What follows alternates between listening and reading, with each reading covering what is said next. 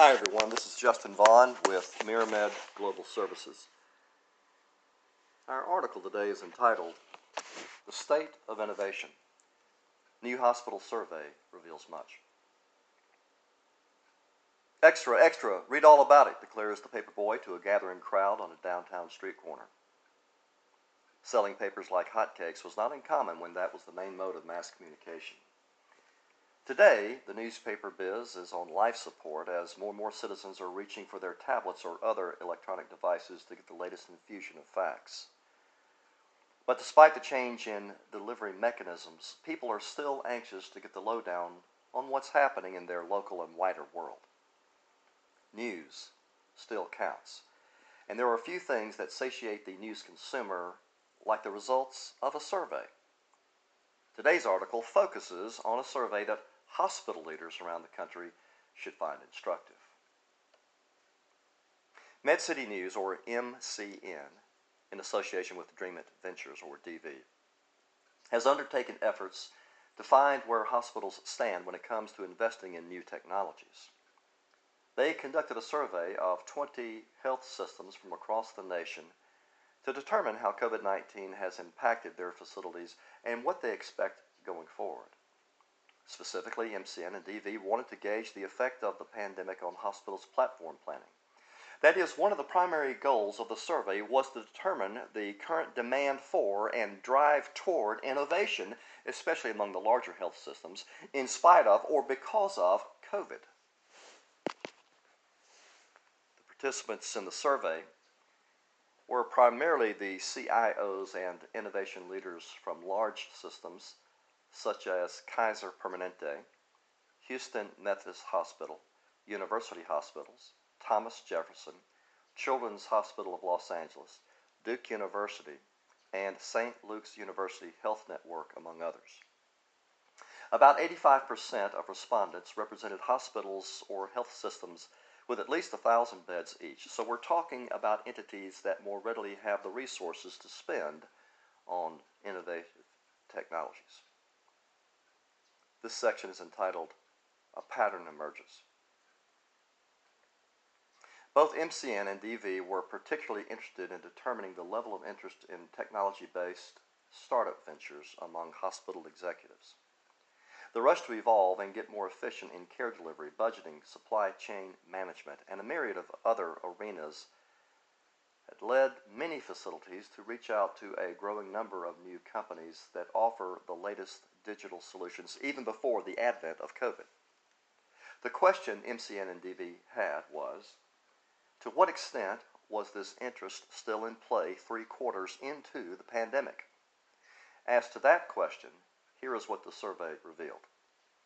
This is survey question number 1. As a result of the pandemic, budgets for new platforms have increased 5%, decreased 20%, currently frozen 25%, departmental dependent 45%, and no change 5%. Based on these findings, a pattern appears to be emerging that suggests a good number of hospitals and health systems are still looking to make investments in efficiency-based solutions despite the difficulties associated with COVID. However, companies offering new technologies are under an increasing burden to demonstrate a prospective return on investment, as MCN put it. Quote, despite the global pandemic, enterprise health systems have moved beyond all COVID all the time and are actively seeking new commercial relationships with health tech startups. However, given strained budgets, the bar for startups just went up a few notches, end quote. The news outlet explained that during the first 3 quarters of 2020, most major health systems were primarily interested in engaging with companies whose platforms specifically address the implications of the pandemic. Now, however, health systems appear to have moved beyond the all-consuming focus on COVID and are once again exploring new platform solutions that will help them address the challenges that existed prior to 2020. Only one health system reported exclusive interest in COVID-related solutions, according to MCN. The second section is entitled Wizardry Wish List. It's one thing to value the latest and greatest gadgets and gizmos, but in these budget-sensitive times, a hospital will need to adroitly tailor its tech investment targets. With that in mind, the MCN and DV survey set out to get a sense of which areas hospitals were looking to upgrade via tech startup partnerships. Here's what they found in rounded off numbers. This involves question number 2. Hospitals are most interested in platforms that target which areas? Patient experience or communication, 65%. Virtual health or telehealth, 65%. Operational efficiency, 60%. Behavioral health, 50%. Clinical decision support, 50%. Revenue cycle management, 30%. Provider communication or collaboration, 20%. COVID-related responses or solutions, 20%. This is quite revelatory. In terms of prioritizing a facility's innovation platform wish list, items that improve patient experience, which would include telehealth, and operational efficiency, outweigh COVID-specific platforms. This would seem to be another way of indicating that hospitals have moved past the pandemic panic mode, been there, mastered that, and are looking to the future of healthcare. That is not to say that they are oblivious to the second wave of COVID. Rather, it may indicate that they already have the COVID response technologies in place going back to the first wave. With those already in hand, they're now looking to improve other areas of need. This section is entitled, With an Eye Toward the Future. Based on the results of the previous survey question, we already have an indication that many hospital decision makers have begun to look past the COVID era to a time when lockdowns and mask mandates are only a distant memory. I think most of us believe that there will be a return to normalcy. The question is, when?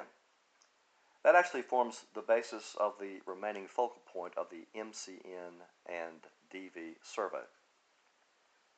Here we bring you question number 3.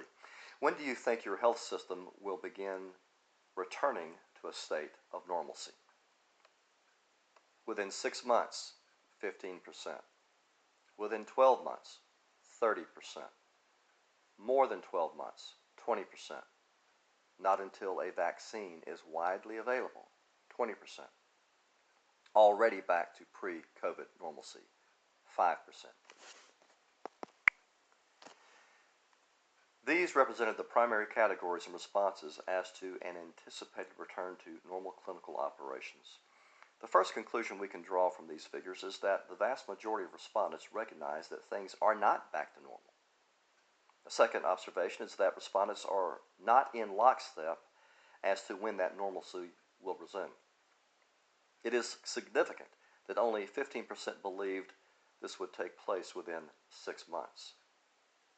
According to MedCity News, quote, the common belief is that operations are beginning to return to pre-pandemic levels, though most feel expanded telehealth is here to stay, end quote.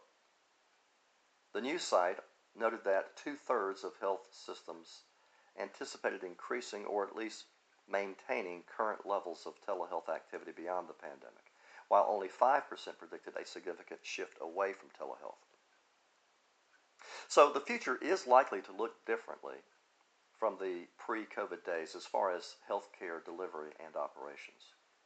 These survey responses clearly indicate that despite setbacks due to the prolonged pandemic, leaders of large health systems are expecting change and are willing to invest in that change.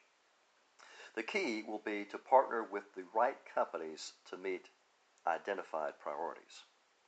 As a leader in hospital business and technology, we at MiraMed Global Services can serve as a resource. If we can be of service to you in this area, please reach out to us at info@miramedgs.com. Thank you.